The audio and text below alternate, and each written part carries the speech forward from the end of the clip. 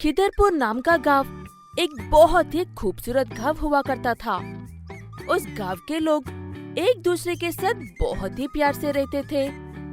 उस गांव में फूल नाम का एक व्यक्ति रहता था, जो कि उस गांव का सरपंच था।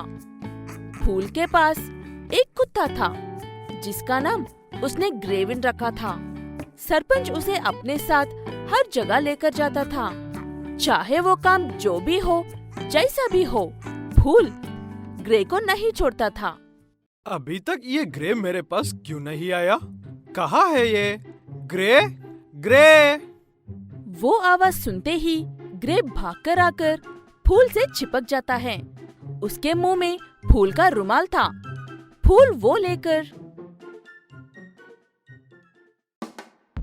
अच्छा, तो ये रुमाल लेने के लिए गई थी। पता नहीं कैसे, लेकिन तुम्हें मेरी हर जरूरत पहले ही पता लगा जाता है। चलो चलते हैं। ये कहते हुए अपने साथ ग्रेविन को भी गांव की पंचायत में लेकर जाता है। ऐसे जाते वक्त रास्ते में सब ग्रे के साथ खेलते थे। वहाँ सभी को ग्रेविन बहुत पसंद था। ग्रे के साथ आपका समय काफी अच्छा गुजरता होगा ना सरपंच जी? ये एक बहुत ही अच्छा कुत्ता है। हाँ कृष्णा जी, बच्चे विदेशी चले गए हैं और मेरी पत्नी का देहांत हो गया है। तब से यही मेरे लिए सब कुछ है। उसके बिना रहना मेरे लिए बहुत होता है। ऐसे दिन गुजरते रहते हैं और एक दिन रात ग्रे भौंकने जा रहा था।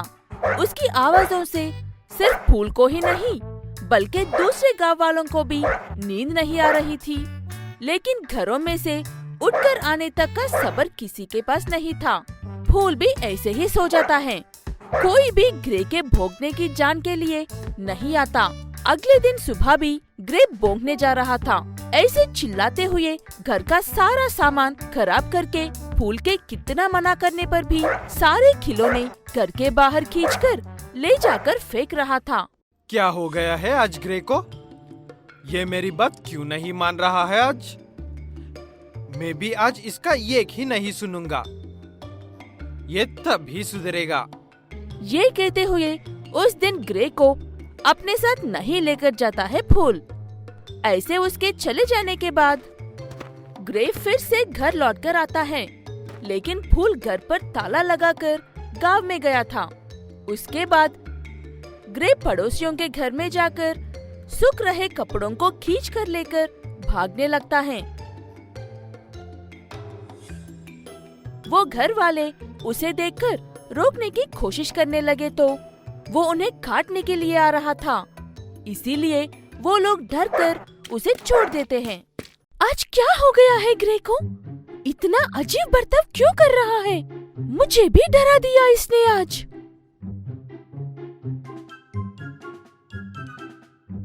ऐसे उस दिन ग्रे काफी अजीब बर्ताव करने लगता है और ऐसे ही कुछ देर बाद एक घर में से छोटे बच्चे के पास से दूध का डब्बा चुराकर भाग जाता है। वो सब देखकर गांव वाले और चुप नहीं रह पाते, इसीलिए जाकर सरपंच से सारी बात बताते हैं।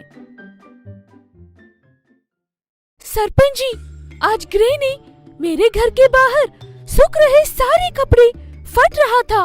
उसे रोकने की कोशिश करने पर मुझे काटने की कोशिश कर रहा था, इसीलिए डर कर जाने दिया उसे। मेरे बच्चे के पास से दूध का डब्बा भी चुरा कर भाग गया था। अगर आज मेरे छोटे से बच्चे को कुछ हो जाता तो। सुबह घर में भी बहुत अजीब से बर्ताव कर रहा था। पता क्यों? पता नहीं क्यों। ऐसे बात है तो आगे आगे चलकर किसी को कोई परेशानी हुए तो किसकी जिम्मेदारी होगी सरपंच जी? इसका कोई ना कोई परिष्कार कीजिए। सब लोग ग्रे के खिलाफ इतनी सारी बातें कहने की वजह से फूलचंद को काफी गुस्सा आता है। उसके बाद इस ग्रे की वजह से कितनी बातें सुननी पड़ रही है। वो दोबारा आप लोगों को परेशान करे तो उसे लकड़ियों से पीटना, अगर आप लोगों को दिखाई देती तो मेरे पास पकड़ ले आओ उसे। ये कहते हुए वहाँ से गुस्से में चला जाता है फूलचंद। ऐसे उस दिन रात को भी चिल्ला रहा था ग्रे। इतने में गुस्सा आकर आज उसे अच्छा सबक सिखाना होगा, ये सोचकर निकलता है फूल। बाहर निकलता है फूल। ग्रे की आवाजें तो सुनाई दे रही थी, लेकिन वो कहीं नजर नहीं आ रहा था, इसीलिए चुपचाप घर लौट जाता है।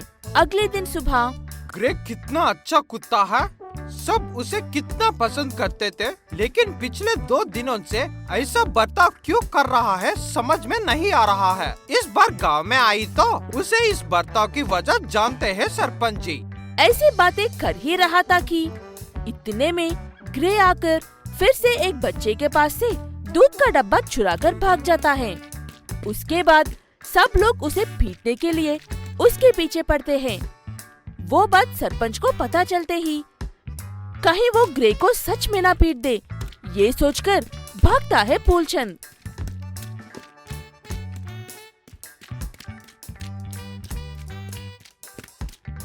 लेकिन वहाँ पर जाकर देखा तो सारे गांव वाले एक जगह पर इकट्ठा होकर शांत खड़े थे। इतने गुस्से में आकर इतने शांत क्यों खड़े हैं ये सब लोग? कहीं मेरे ग्रे को तो कुछ नहीं हुआ है ना?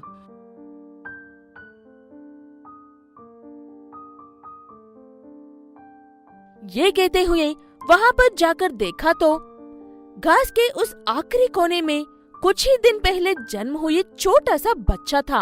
उसे देखकर सब ऐसे भूत बन गए थे।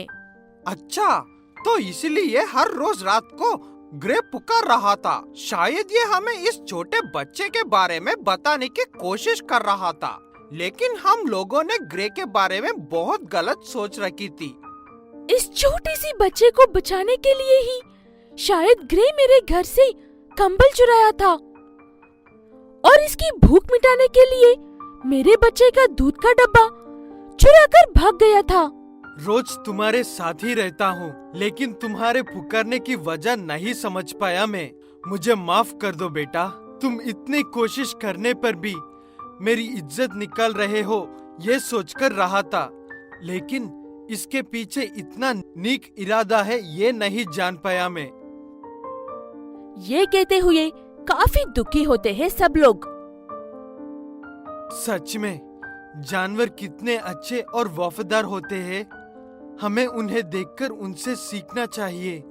इंसान होकर हम भूल जाते हैं, लेकिन जानवर कभी भी अपने विश्वास नहीं खोते हैं। ये कहते हुए ग्रे को गले लगाता है फूलचंद।